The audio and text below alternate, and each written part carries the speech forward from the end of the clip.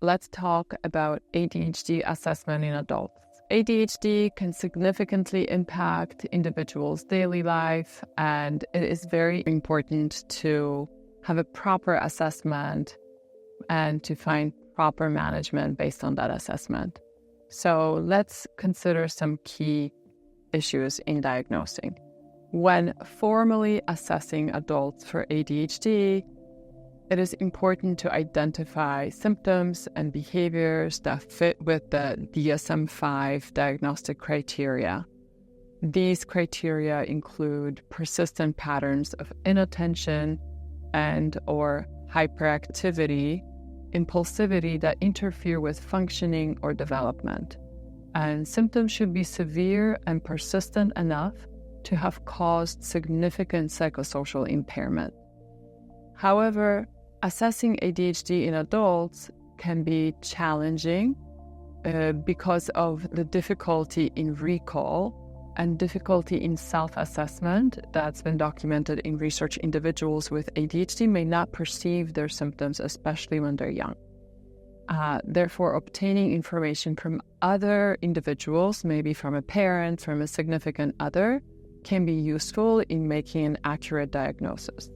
The assessment process may involve a combination of a structured diagnostic interview, rating scales to assess symptoms, sometimes neuropsychological testing if there's confusion and only if it's necessary.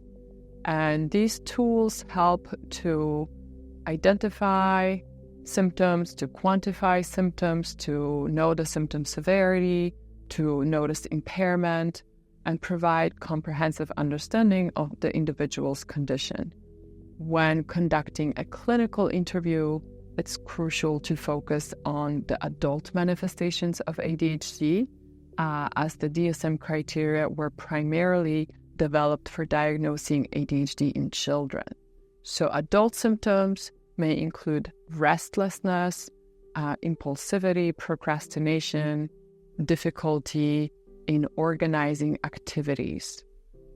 It is important to screen for psychiatric comorbidities, so other conditions that could come with ADHD, often depression, anxiety, there might be other too.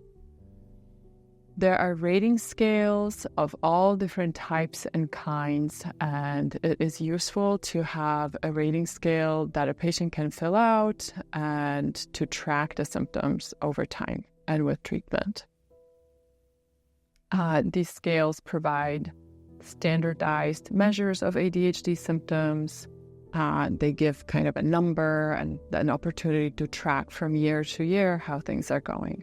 It's important to note that no single assessment tool can provide a definitive diagnosis of ADHD. It's really a comprehensive evaluation that consists of multiple sources of information, and you need a clinician who's really knowledgeable about ADHD to give an accurate diagnosis.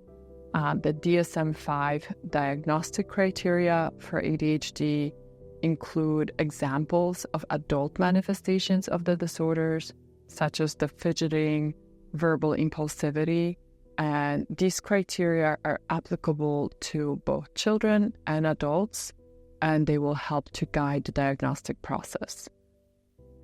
In differential diagnosis, it's important to identify ADHD, which could be overlapping or similar, confusing with certain other disorders.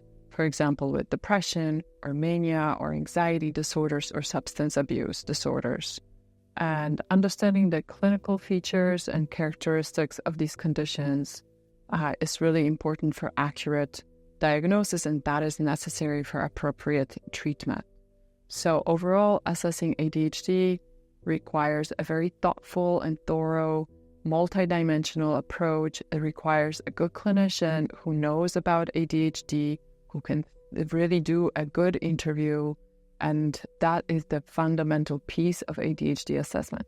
Clinical interview with a clinician who understands ADHD. Rating scales, computerized tests, all of that is extra information, but the fundamental thing is to have an interview with a clinician.